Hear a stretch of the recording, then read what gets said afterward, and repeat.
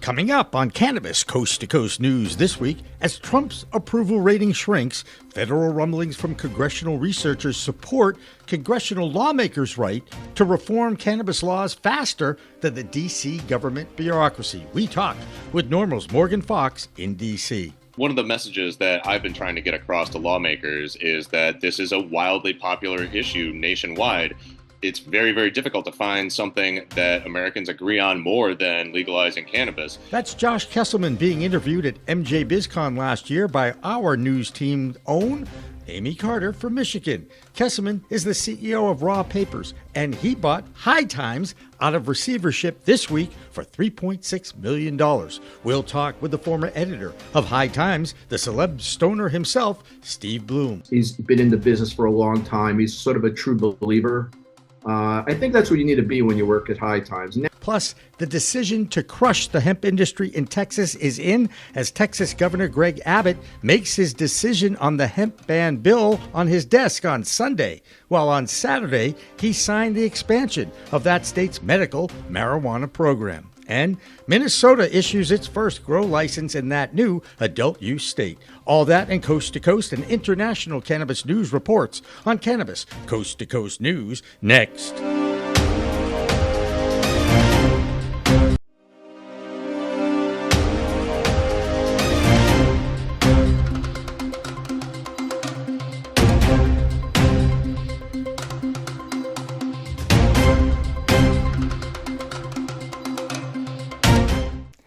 Happy summer, everybody, especially to our faithful pro-cannabis media supporters. I'm Jimmy Young, the executive producer of this weekly news show, Cannabis Coast to Coast News, and we've got some big news happening over the summer, so please continue to like, share, and subscribe to our YouTube channel. And if you haven't signed up for our newsletter yet, please do so on our website. That's procannabismedia.com. Karen Black does a great job on the design, and we release it every month.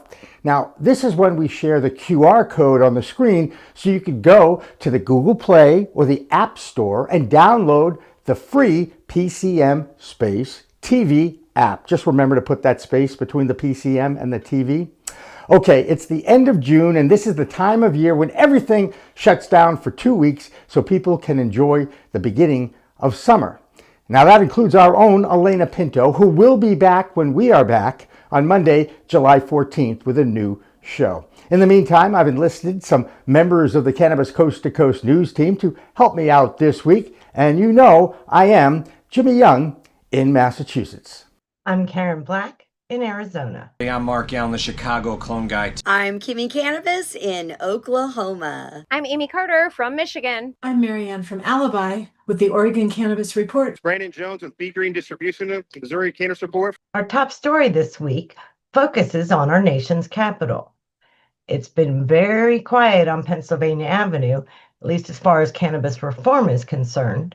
President Trump hasn't referenced his campaign promise of reform yet, but his approval ratings are falling, and that alone could trigger him to make a call to House Speaker Mike Johnson and direct him to get the States Act 2.0 passed, or at least reschedule cannabis off Schedule 1.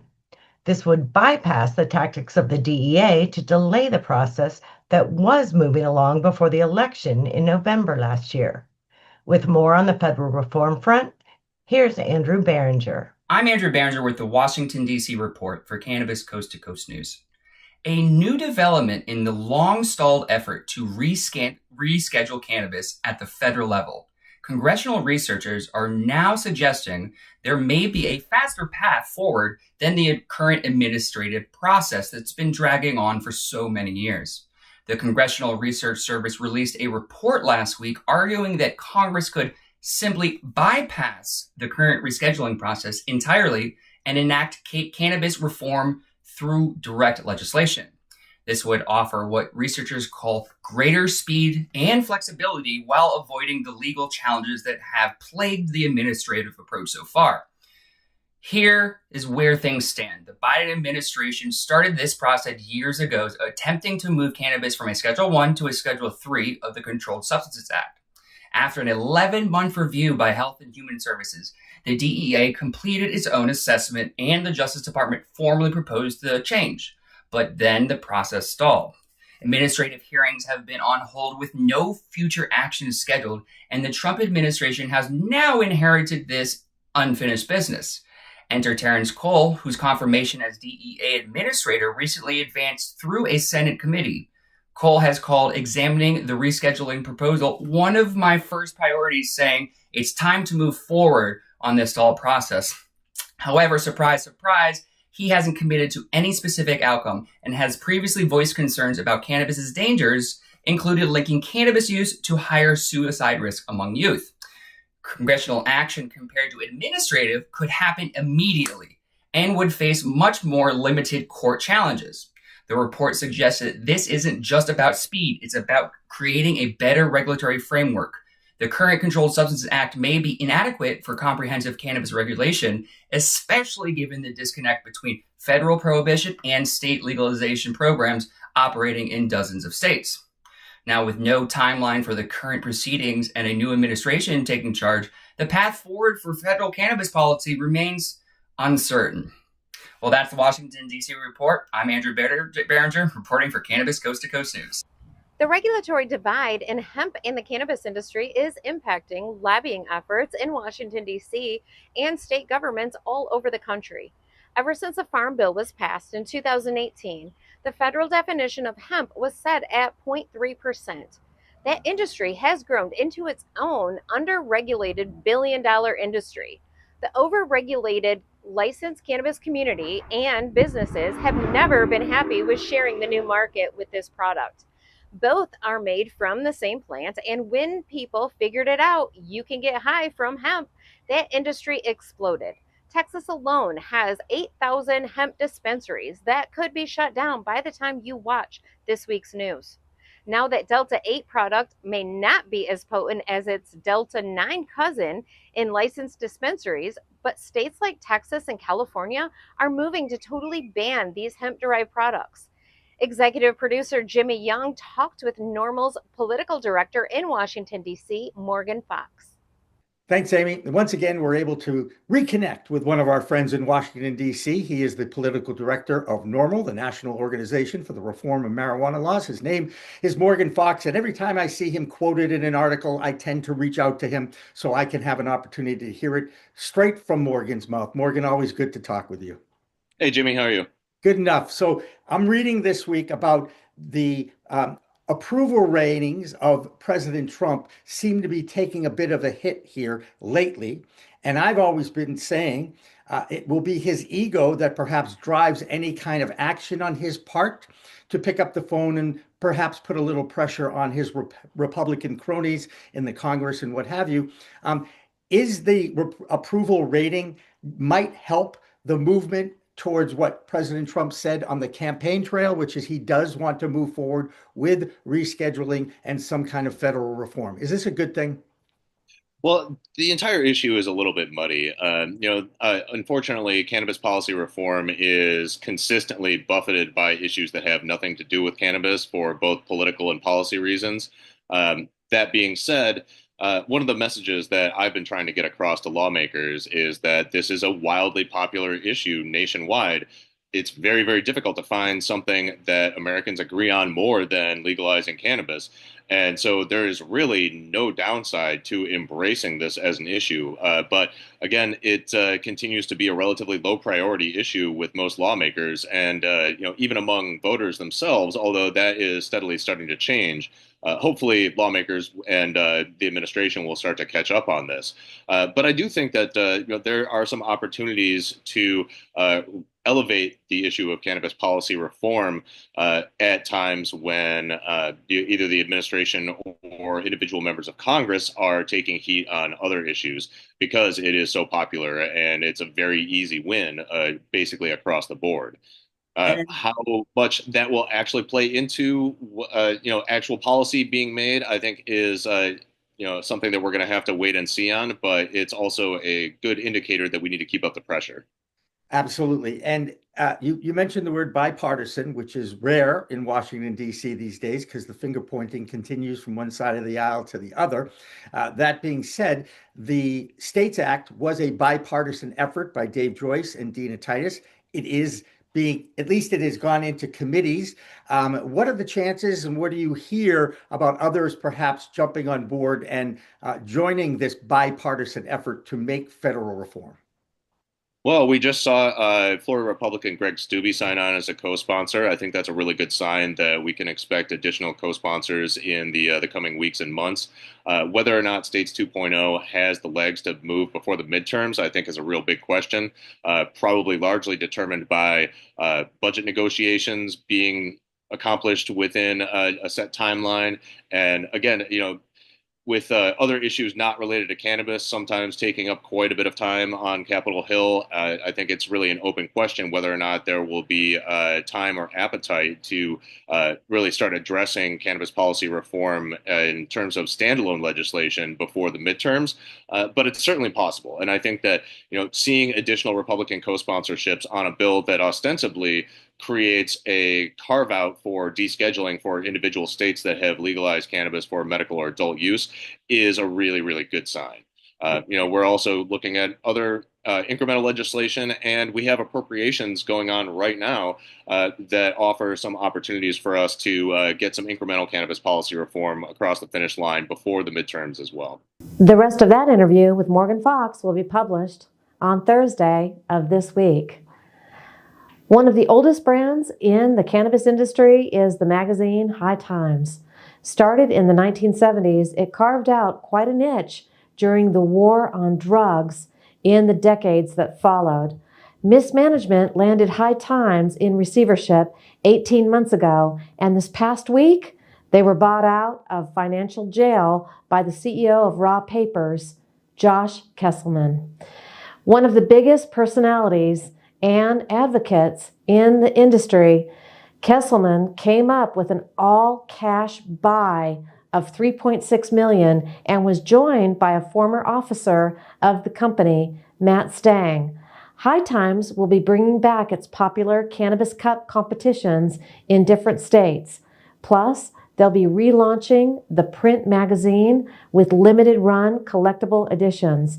They'll also be revamping their digital footprint with a network of cannabis podcasts, talk shows with experts and community advocates. Maybe they'd be interested in a news show. In the meantime, let's get the latest on the hemp industry with Kerry Hinkle. Hi everyone, this is Kerry Hinkle with Bayou City Hemp, and I am back again for another hemp report with Cannabis Coast to Coast News. This week we head to the Tar Heel state, where pending legislation is looking to grapple with all things hemp yet again. Although this time the bill is under fire for both political and legislative reasons. So first off, the bill's text itself purports to regulate hemp and specifically Delta-9 products, but has been poorly written in a way that would actually ban some non-intoxicating products like CBD. So it is a little confounding that they would want to legalize Delta-9, but not CBD, CBG, or other cannabinoids that are inherently non-intoxicating. And part of that is probably due to the politics of it all, in that the Senate has quickly passed this bill. It went through committee and is now back to the House within a matter of hours. And reports on the ground are that Senate members that voted on the bill didn't really even know what they were voting on. And to make matters worse, or maybe more complicated, the chairman of the powerful House Rules Committee is a congressman named John Bell, and he actually has ownership stake in a hemp company. So while there is one member in Congress who is looking to defeat this bill and or amend it to be more favorable, perhaps maybe even for his own business interests, there are many other members, both in Senate and House leadership, that are looking to grapple with, products that don't have age gating, testing requirements, or other much needed regulations. And in the background of all this happening, too, the governor recently announced a task force that would tackle and grapple with this problem of marijuana, hemp products, and the commission would have law enforcement and legislators and business owners, and this was going to be a more comprehensive approach to tackle this complicated subject, which in my mind, seems like a reasonable approach, yet Senate leadership has quickly rushed through a bill that I don't think they understand what they're voting on. So next steps are that we see next week as a potential for the House to take up this quickly rushed through Senate bill. And of course, as in most states, they still have a pending budget to work through. So if the bill does not pass next week, then we expect summer session and debate to continue, and maybe that would provide more time for the governor's task force to examine all of these issues. But if not, then we could see a quickly haste through bill in North Carolina that would ban some products that I don't think they mean to ban, and would also implement some strict 3-tier language and problems around shipping products, etc. So that is my report this week for Cannabis Coast to Coast News. Again, I'm Kerry Hinkle with Bayou City Hemp. Hundreds of groups of cannabis advocates and health officials are putting pressure on the social media evil axis of Instagram, Facebook, and Meta to change their community guidelines towards the plant medicine. The groups have written an open letter to those social media companies to stop the practice that uses their guidelines as censorship tools. Hundreds of pages have been shadow banned or taken down with no warning or explanation that were created by legal cannabis businesses. Any positive information about the use of that plant are deemed controversial, including health information and educational posts. Of course, those sites have no problems sharing information from Big Pharma and the substance abuse community, but have been practicing unfair censorship over the past 6 years. Guess who had no comment? That's right, Instagram and Facebook Meta. In the District of Columbia over the past month and a half, the Alcohol, Beverage, and Cannabis Commission and the Metropolitan Police combined forces to close more than 5 illegal operations in the district. An amendment in July of 2024 gave the ABCA expanded civil enforcement powers, and more raids of illegal operations are continuing every week. One of those legal licensed operators in the district is Louis Joe. I'm Louis Joe with Green Guard, the first social equity here in Washington, D.C., and the first and only carrier in the city. I know firsthand what it means to be a victim of the war on cannabis, and now we're hearing with all the racket going on in politics how the feds are coming into our backyard to yet again stipulate on what we can and cannot do. So here's the thing. D.C. isn't a state. That means it doesn't get the same autonomy or protections that states do when it comes to cannabis policy. When the Cole memo was in place, states with legal cannabis markets had a kind of federal green light to operate without interference, as long as they followed certain guidelines. But DC, it was always in a gray zone. So when Jeff Sessions rescinded the Cole memo, that ambiguity got worse. Now, Ed Martin, currently acting or former acting U.S. Attorney for D.C., has reportedly expressed interest in rolling back what little protection D.C. has already. He's been accused of wanting to treat the district more like a federal jurisdiction than a self-governing entity. That's a big deal, DC, especially for medical cannabis licensees like you and like me, because it could mean increased scrutiny or even prosecution, despite local laws allowing us to work. This ties directly into what Morgan Fox, political director at NORML, said in his interview with Jimmy Young on pro-cannabis media. Fox emphasizes how DC residents and businesses are uniquely vulnerable because Congress can override local cannabis laws. But I know that a lot of people in the cannabis space were freaking out and thinking that this is a sign of things to come. I don't think that that's necessarily going to be the case.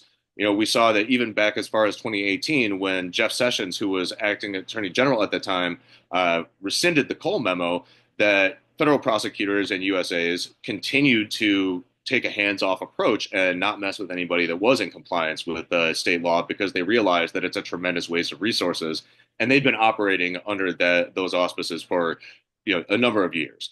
So they didn't actually change their behavior because Jeff Sessions decided to write a memo rescinding that official guidance. That being said, in the absence of federal budget restrictions preventing DOJ from actually going after people that are in compliance with state laws, all it takes is a rogue prosecutor or a particularly bad attorney general to turn around more than a decade of jurisprudence on this issue. So, I think that while I'm not incredibly concerned about any sort of crackdowns, I really want to have that codified in law, even though the budget language is only temporary, it only lasts for a single fiscal year. Having that that restriction on resource allocation is really, really useful in terms of giving people peace of mind, both patients and their providers. Advocacy matters more here than almost anywhere else. Groups like NORML are pushing for federal reform, but until DC gains true statehood or Congress backs off, the risk of federal interference remains real. So if you're operating in the district, it's not just about running a business, it's about navigating a political minefield. But you're not alone. I'm here with you every single week. There's a whole community of patients, providers, and advocates fighting to protect access and autonomy, and that's worth holding the line for. Let's continue to fight the good fight. I'm Louis Joe. That'll do it for the A Block, our first section of this week's Cannabis Coast to Coast News. We've got more state reports for you. Next, of course, is our international reports from Canada and from over the pond, as they say, in England. Cannabis Coast to Coast News continues after this.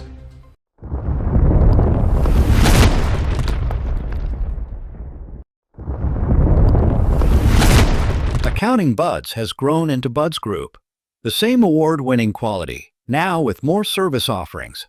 Buds Group, your best buds in the biz.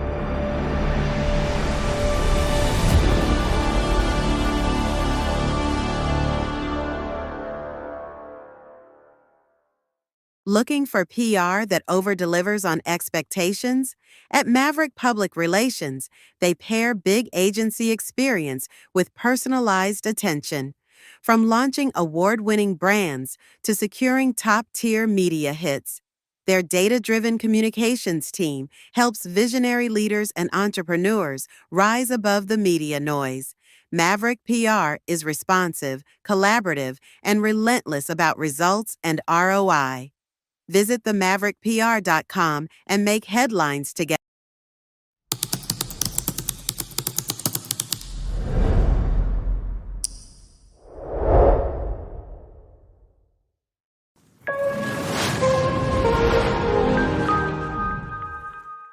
Welcome back to Cannabis Coast to Coast News. This is the B Block, and I am still the executive producer of Cannabis Coast to Coast News, Jimmy Young, filling in for the vacationing Elena Pinto. This is the time when we look at the cannabis news from around the world in our international block, and this, of course, is the beginning of European Cannabis Week, and that's where Ben Stevens and his business of Cannabis has been very busy, and they've teamed up with Mary Jane Berlin for a major trade show in Germany. Now, last week, I talked with Jamie Pearson from the New Holland Group about growth opportunities in that country despite its changing political makeup. But you can order cannabis and have it delivered to your door, Uber Eats, all, DoorDash, that kind of thing. And so it was getting exploited. And hey, did anybody die? No. So, the reality is it's much ado about nothing. But there is a smell of cannabis everywhere, which, some lawmakers are not a fan of. And the other piece of this is they're not getting tax revenue until we get into the adult use pilot program, because they're not going to tax their medical patients. So right now they're not getting addicted to tax revenue, and they really aren't going to see any of that revenue come in unless they start with the pilot programs. So I think we're going to see some of that movement. Fingers crossed, dust off my crystal ball. But the people in the know seem to think it's going to come, fairly soon. And then here's the thing. The companies in Germany are profitable for the most part. This is a profitable enterprise. Pricing has remained relatively stable. And the part that blows my mind is that the way the German government allowed for import, can import through the countries that have legal import status, like Colombia, like Australia, like Canada, like Israel. And you as a buyer selling into the German pharmaceutical, the apotheca, the pharmacies, you can go shop for really good quality cannabis at a really cheap price.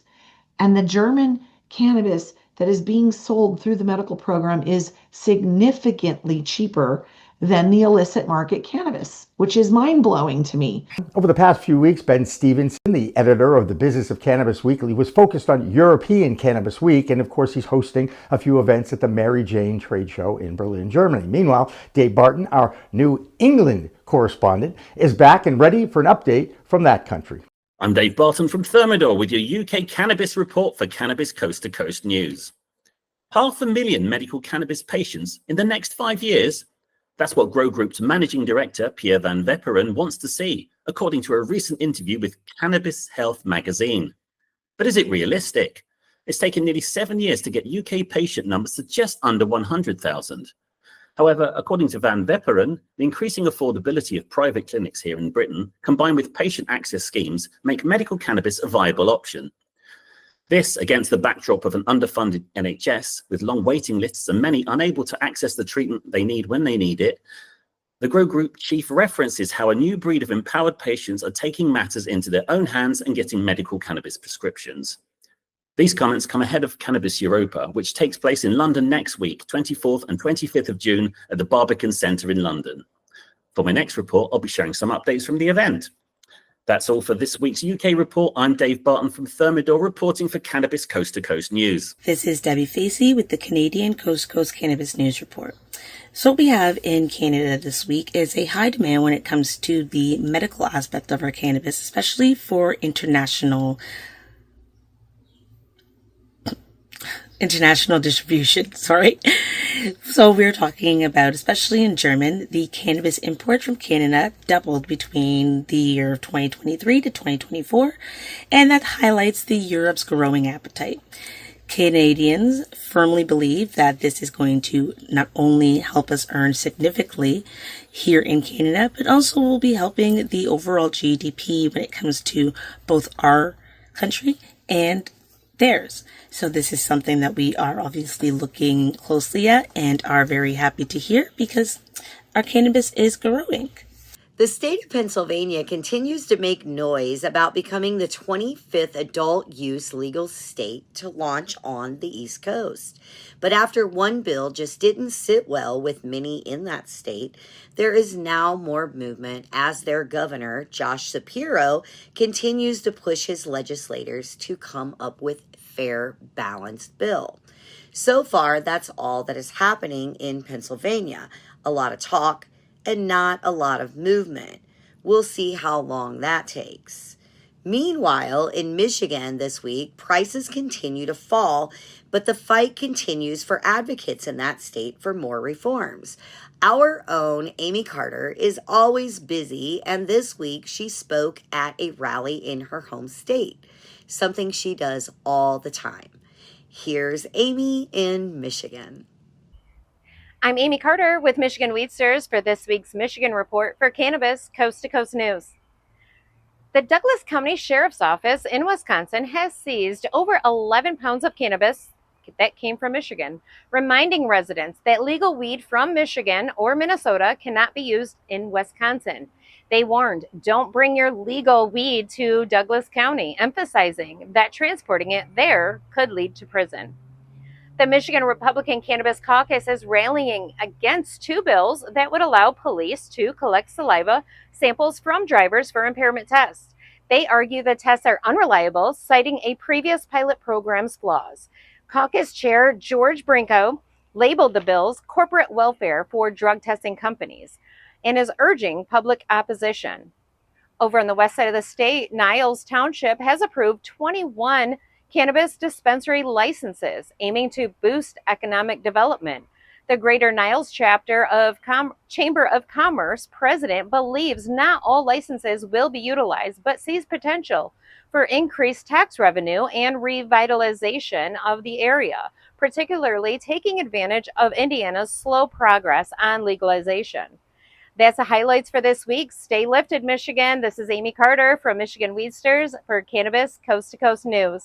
One more note out of Washington, D.C. A group of conservative Republican senators have reintroduced a bill that aims to increase penalties for all THC-infused edibles that look like candy.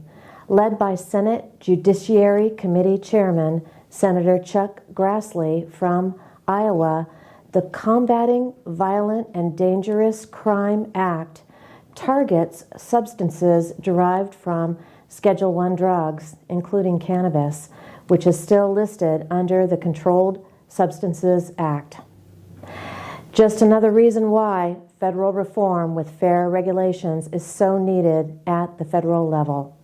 Now let's check in with Kimmie Cannabis to see what's going on in that Sooner state.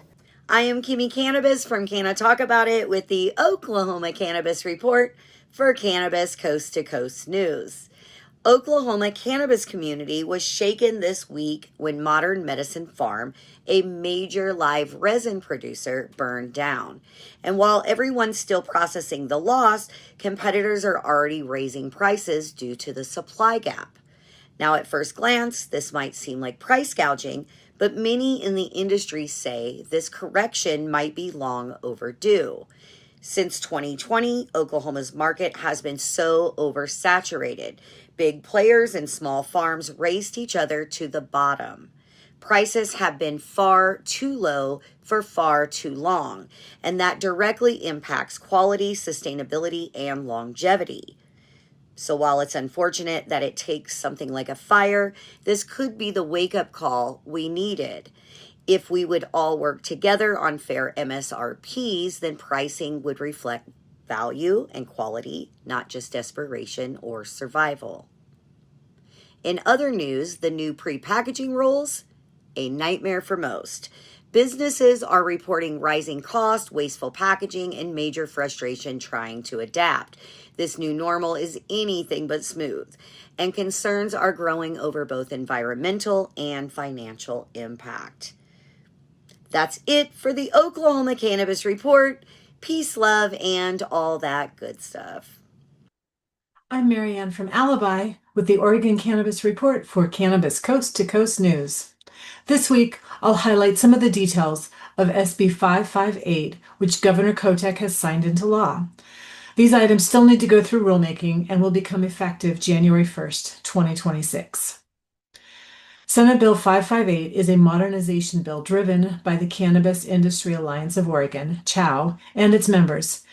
It delivers practical, business-friendly updates for Oregon licensees, expanding what you can do at industry events and with your staff, and providing new tools for growth, training, and collaboration.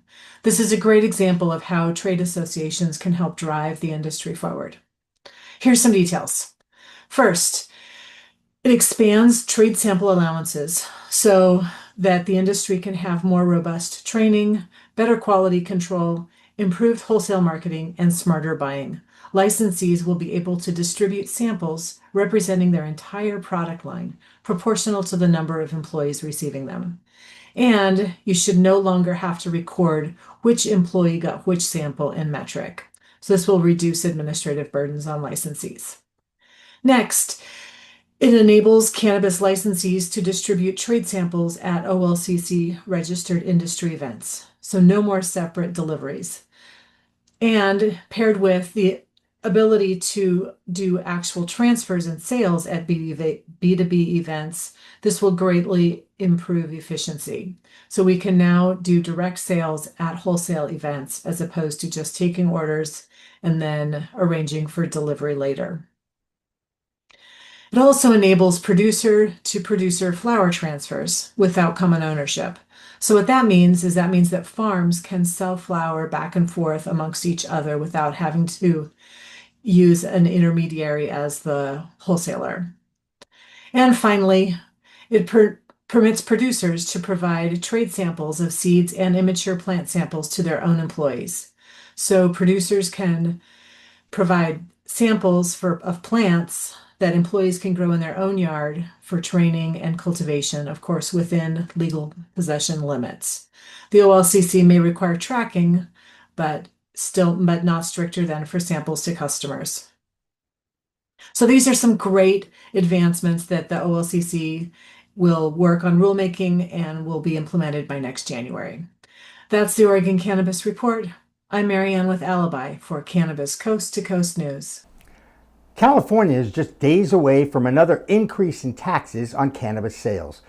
California Governor Gavin Newsom is using his executive powers to impose a 4% increase in excise tax in that state, now increasing it from 15% to 19%. The change is scheduled to go into effect on July 1st. Now, there are efforts in the California legislature to try to stop that increase, but with only days to go now that we're in the last week of June, changing or stopping that increase is minimal. There's an interesting breakdown now of a $35 adult use legal purchase of 1/8 of an ounce.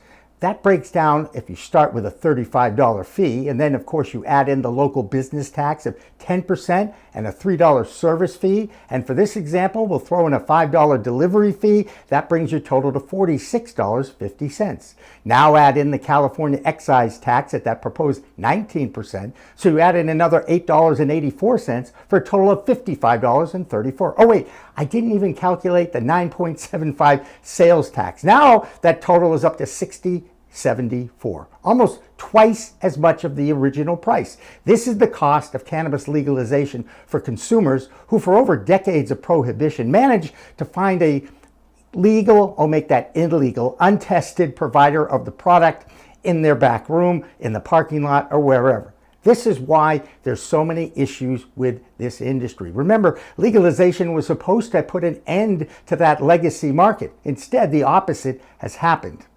Now let's check in with our friend in Missouri, Brandon Jones, who is always right in the middle of some event in the Show Me state. This one in Kansas City. Here's Brandon. It's Brandon Jones with B Green Distribution, Missouri Cannabis Report for Cannabis Coast to Coast News. And I'm live from downtown Kansas City at the 18th and Vine District, very historic district for a Juneteenth event.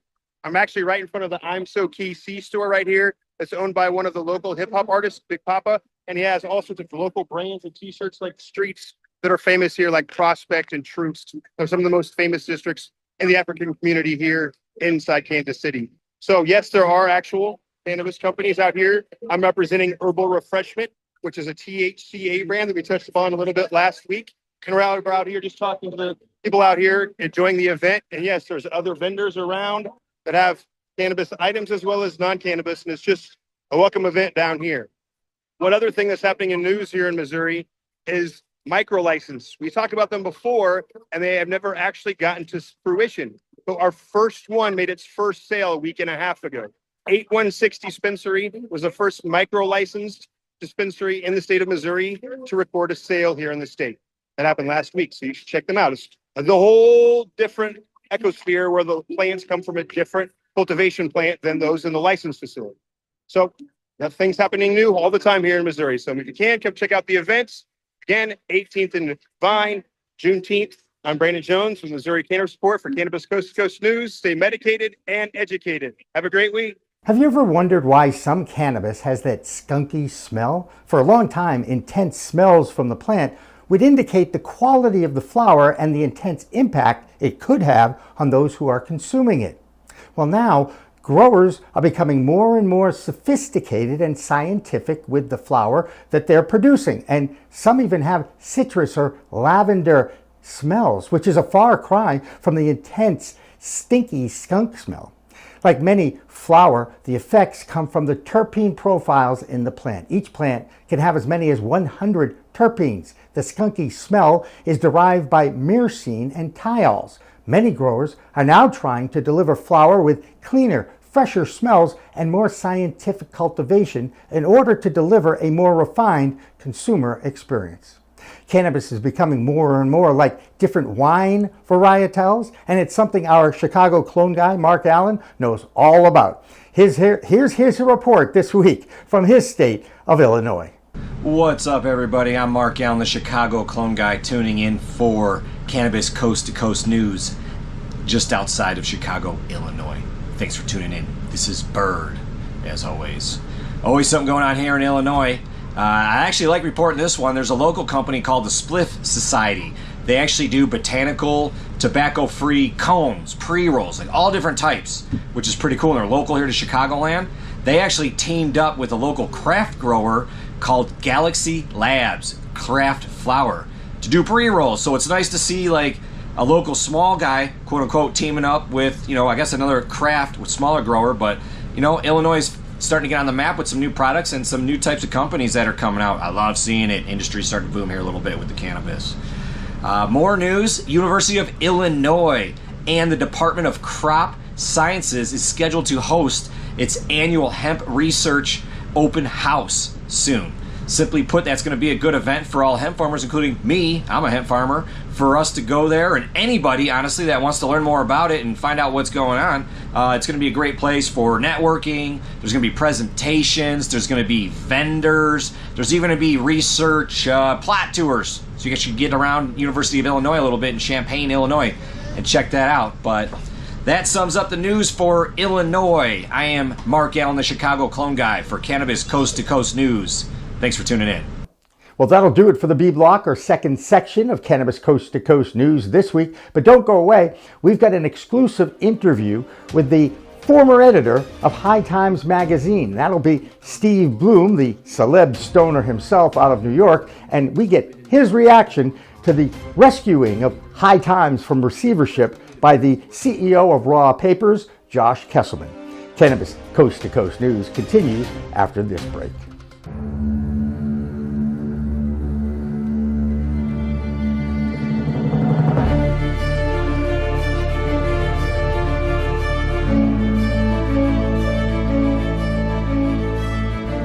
What if we're right? What if all of a sudden they discovered that there is medical use for marijuana and that it is good for you and it's better than alcohol and it's better than opioids and it helps your health? What if we're right? What if they find that out? Specific cannabinoids have medical value. These are facts. I'm here today in hopes to assist in removing the demonized stigma of cannabis and the perception that cannabis is just about getting high. The true base of this plant has to be known. I don't think anybody should ever go to jail for cannabis. Get some medicine, and everybody should have access to it. This is something which, at the very, very least, is the key to alleviating suffering and extending life for millions of human beings. Right? For returning some kind of balance to our society, and quite possibly of restoring our planet's natural balance as well.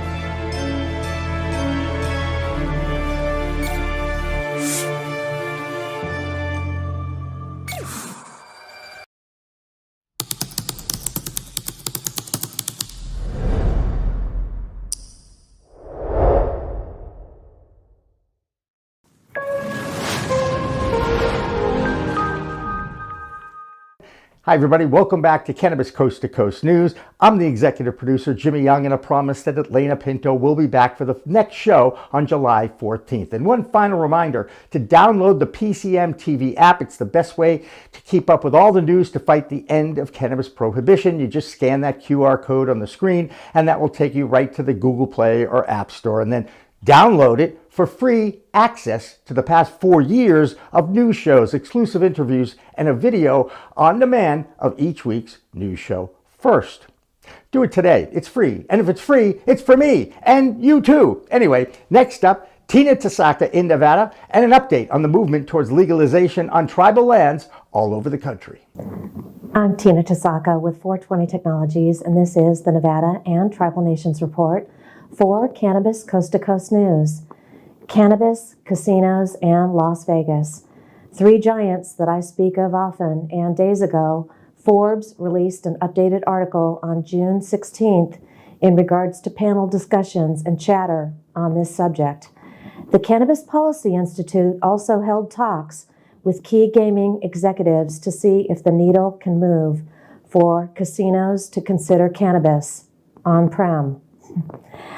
Las Vegas casinos are avoiding cannabis despite Nevada's legalization due to its classification as a federal Schedule I drug, making it incompatible with the federal banking system that sustains gaming operations. Integration would trigger serious regulatory casino licensing and banking risks. Mr. Seth Shore, CEO of Fifth Street Gaming, is vocal about the need for change. He argues Las Vegas must use every tool in the toolbox, including cannabis lounges and hotel delivery, reversing declining tourism and capturing niche demand. Mr. Soo Kim, the chairman of Bally's Corporation and builder of the new Las Vegas Stadium on the former site of the recently demolished Tropicana to be home of the Athletics baseball team, says integrating cannabis into any casino is a non-starter. Well now, not even a little cannabis beverage at the stadium for the Gen Zers and soccer moms? Alcohol sales are being disrupted by THC and wellness drinks. And as Seth Shore states, we need to capture niche demand. Bottom line, without federal rescheduling or explicit banking guidance around cannabis, major casinos will still stay on the sidelines. We will continue to follow this important news from the Silver State and update on PCM TV.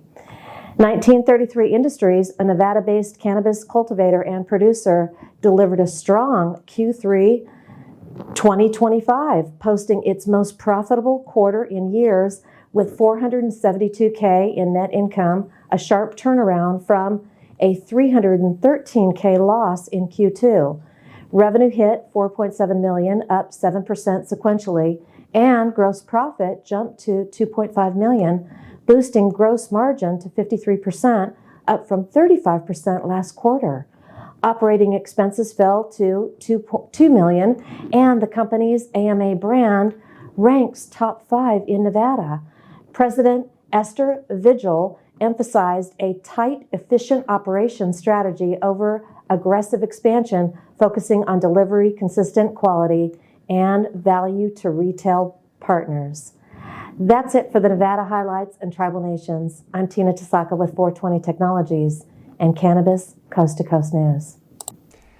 It's been a busy week in the state of Maryland. There, Governor Wes Moore pardoned another 7,000 low-level cannabis criminals in his state. Now, you might remember that the governor there forgave over 175,000 nonviolent cannabis possession crimes in Maryland just last year. This latest group is just a bonus. Now, not all good news out of Maryland, where they too are struggling to keep up with the development of THC-infused hemp products. Now, the Maryland Hemp Coalition and 10 other businesses are suing the state of Maryland over its licensing rules and product seizures. The division of the $2 billion industries is starting to widen and get more intense, with the hemp side solidifying their presence in states and online. At a time when the hemp universe is succeeding, the licensed legal cannabis industry continues to struggle under the draconian laws that still dictate policy at the federal and state level. Now let's check in with Curtis Emery in Massachusetts for his Bay State Cannabis Report. I'm Curtis Emery, a bud tender from Resonate in Worcester, Massachusetts, with the Bay State Report for Cannabis Coast to Coast News. A continuing story here out of Massachusetts as the CCC has pushed their vote on social consumption yet again. The group announced a few weeks back that they would have a tentative vote approving a framework by this week. However, citing understaffed CCC, the group has pushed that vote to July. The CCC hopes to have a framework established and enforceable by October 2025. As of right now, we know that the framework will include 3 licenses that entities can take advantage of. The first license will be a supplemental license allowing cannabis establishments to allow social consumption on property. Another license, a hospitality license, will allow non-cannabis establishments to allow social consumption on property. The final license, an event organizer license, will allow event organizers to allow social consumption on property provided the event doesn't last longer than 5 days. When the group announced the social consumption framework becoming legal back in December 2024. Many of us have been excited to see just exactly how that'll shake out. Also in news, Best in Grass has announced their winners for 2025.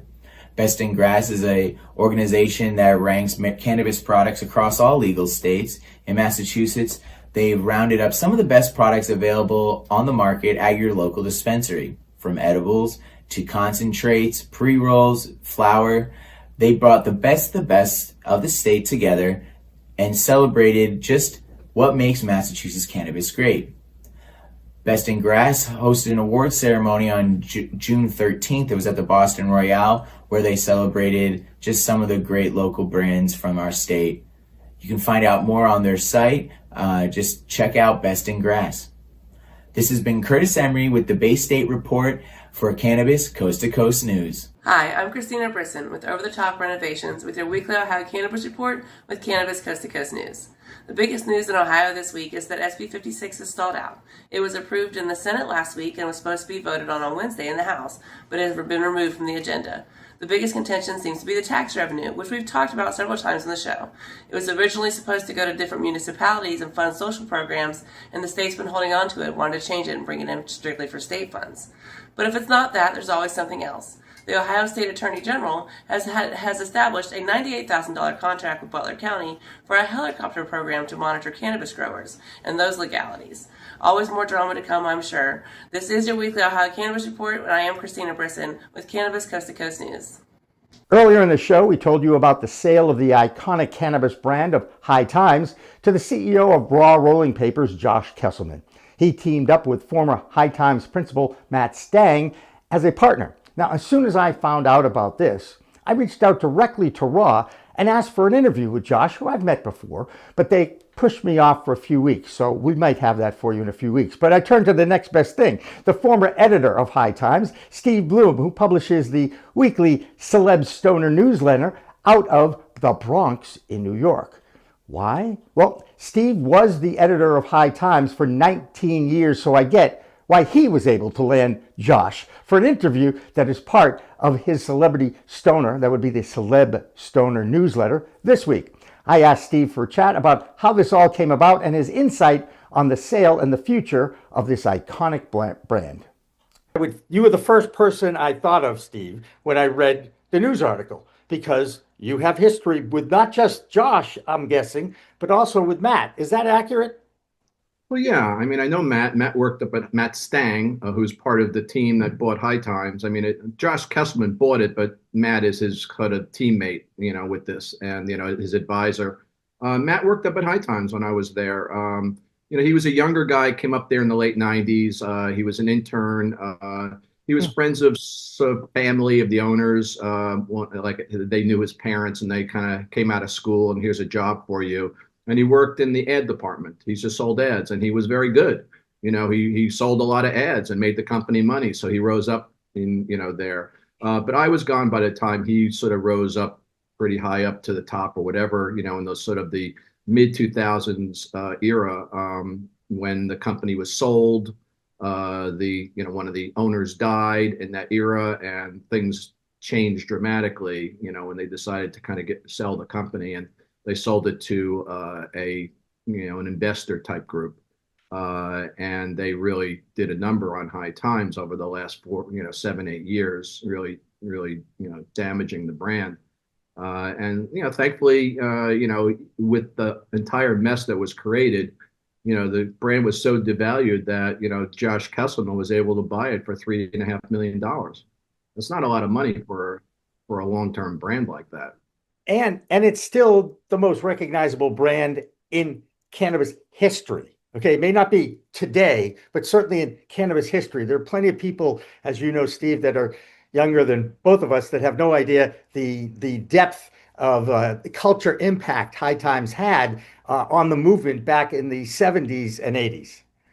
Yeah, that's true. I mean, High Times is, at this point now is less known by younger readerships, but maybe Josh Kesselman says, High Times inspired him to get into the whole business that he's in now, which is rolling papers.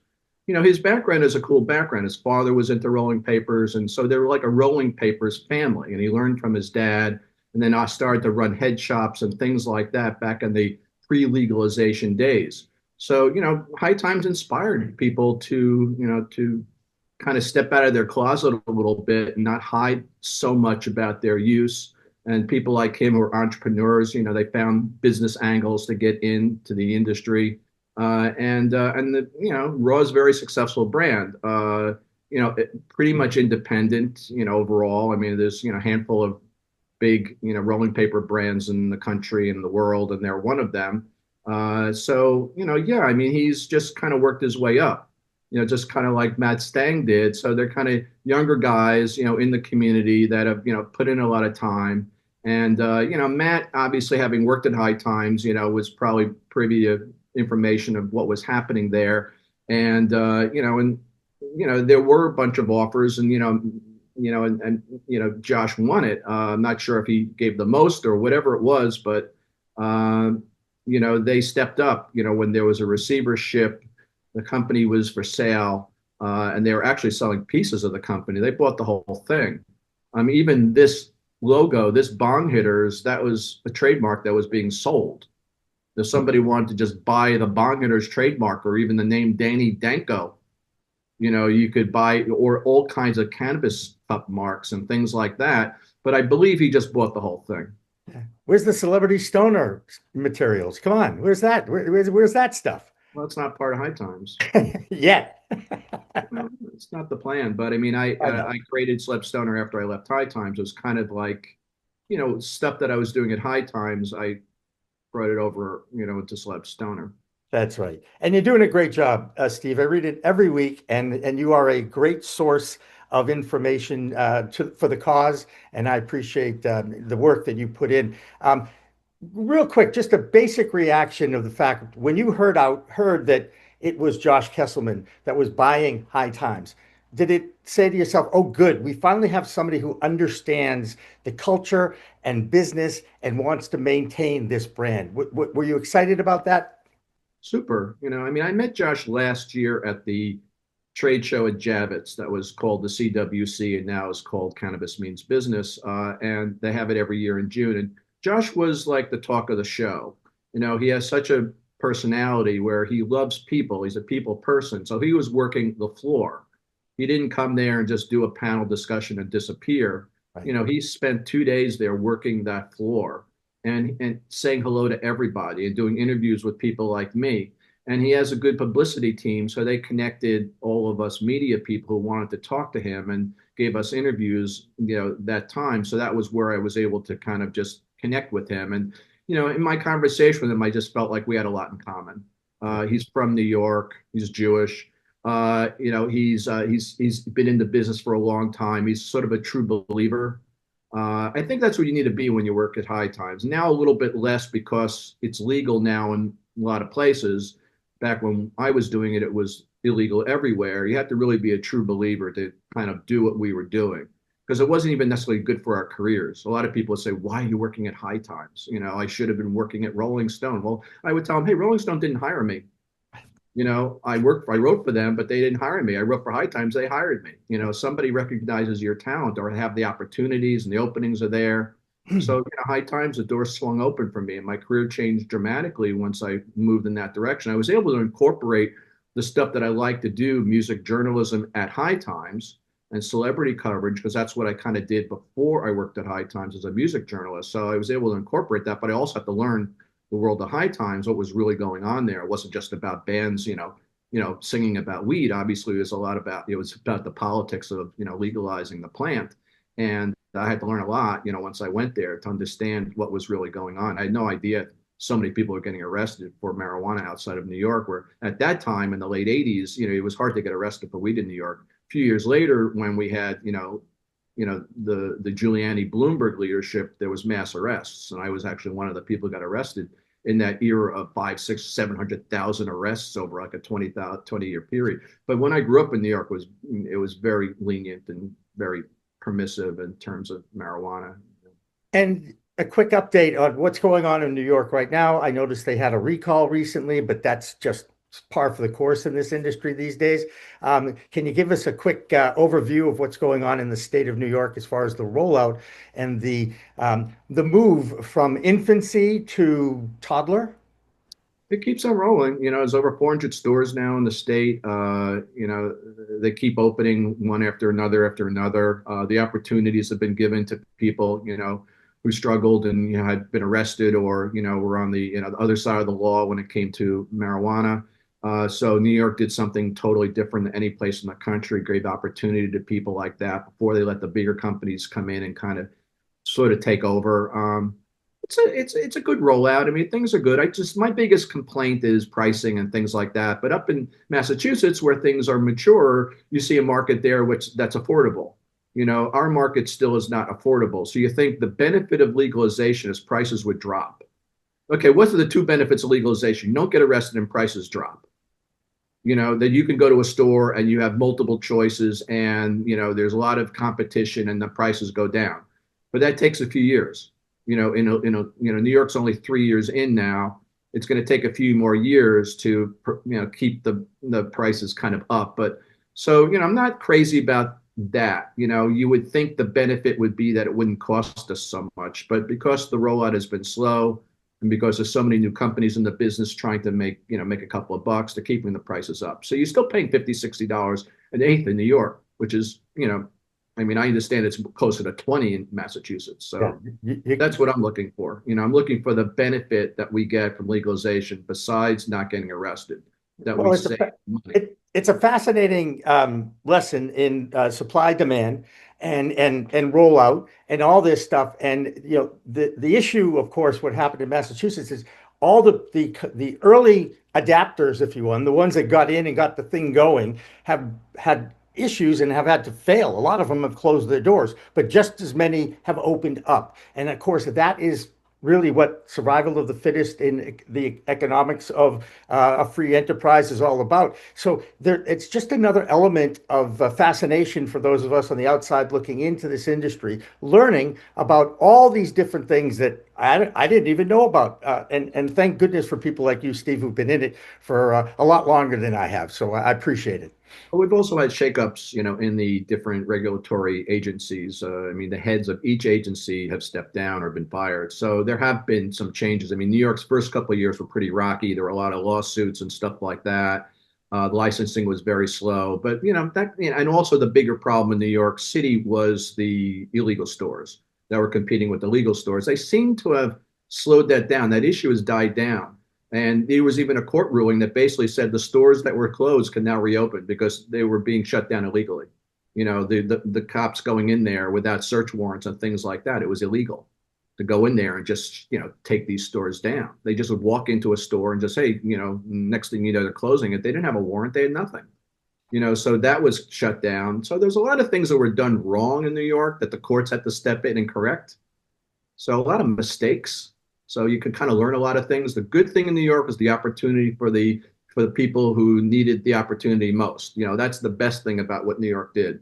And everything else was kind of messy. Yeah. And of course, I know how sad you were that the Cannabis Parade event ended up getting canceled this year. Any hope of reviving that in the future? That's a good question. We're not really sure. We kind of got stopped in our tracks after 52 years. And it makes you wonder whether there's a real need for the parade at this point. Do we need to put in the effort? Boston still has the Freedom Rally. Seattle no longer has the Hemp Fest. So some major events, don't survive legalization. Our problem this year was the city just got in the way. They just didn't give us the permits. For some reasons, they had problems with the event over the last 2 years, sort of coming back from COVID and working in a partnership with the city, which was really, we thought we had a nice thing going with the city, but that agency within the city, Cannabis NYC, which was working with us, they kind of dropped the ball on it, and they were also told that the event was not going to happen any longer the way it used to in the same location on the same date. So the city kind of just dropped the ball this year, and why they did that, it's really unclear to us, other than things like smoking in a park that where now that it's marijuana is legal. It's illegal to smoke in a park, and we have our event in a park. And so the Parks Department pushes back against the smoking. And the city was able to kind of fight off that for 2 years. And the third year, they couldn't sort of fight them off.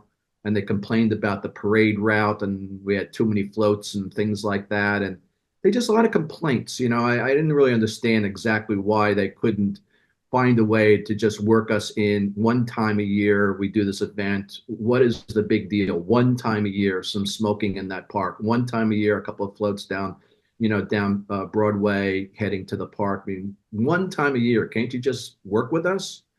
But, they didn't. And I don't know if it's worth going back because they kind of shut the door. So I don't really know whether we want to fight to bring it back or just kind of give it up. So I'm not really sure yet. I mean, I haven't really gotten much feedback from some of our board members as to where we go from here.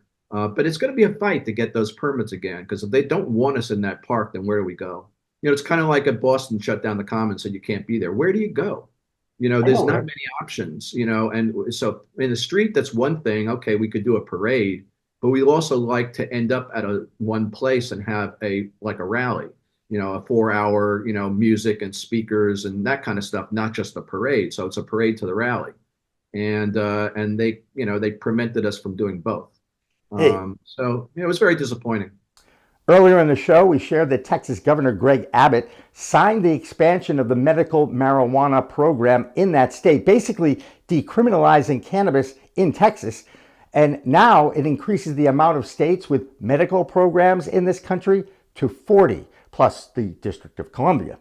Now on Sunday, Governor Greg Abbott will decide the fate of his state's hemp industry because he's looking at a bill that will ban hemp. And we will have a special report from Kerry Hinkle as soon as that decision is complete. And finally tonight, not sure you know any people who enjoy surfing or even reading Surfer magazine, but that periodical is extremely popular in California and in Hawaii too, where surfing really is part of the culture. Now, the magazine has entered into an agreement with Embark, a licensed retailer, and the Maui Wowie Edibles brand to run their ads in the magazine. It's the first time in its 65 years of existence that Surfer magazine will be waiving the advertising ban and allowing cannabis companies to have access to their readership. Of course, the ad has to be compliant with state regulations because, after all, it's a licensed provider. They have certain rules and regulations they have to abide by. So this is just another step towards normalization and acceptance, and that is a good sign, and it'll do it for this week's Cannabis Coast to Coast News Show. I'm Jimmy Young, filling in for Elena Pinto, who will be back when we produce our next full show on July 14th. Happy birthday, America. Celebrate that 250 years of existence and enjoy the 4th of July. And remember, it's a whole new world of weed out there. Consume responsibly. I think I messed up. Did you know there's a place that covers all the cannabis news you need? Welcome to Pro Cannabis Media, your go-to for all things cannabis. PCM is the CNBC of weed, bringing you the latest news and talk shows with a twist. We've got 16 state correspondents and multimedia journalists from around the US and Canada. Hey everybody, it's Brandon Jones with Be Green Distribution with the Missouri Cannabis Report. I'm Karen Black from Green Finger Consulting with the Arizona Cannabis Report. I'm Amy Carter from Michigan Weedsters. Andrew Behringer here reporting from Washington, D.C. It's Debi Facey with the Canadian Toke of the Week. It all started back in 2018 when founder Jimmy Young kicked off the In the Weeds podcast. His mission? Documenting the fight to end cannabis prohibition.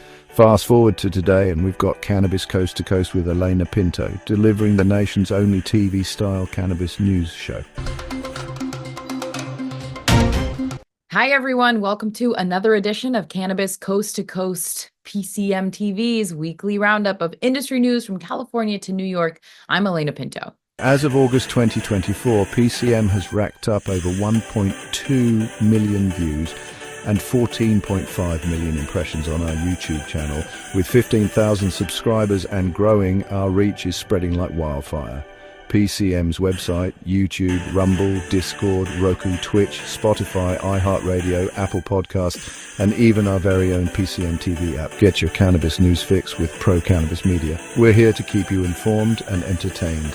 Stay tuned and stay lifted.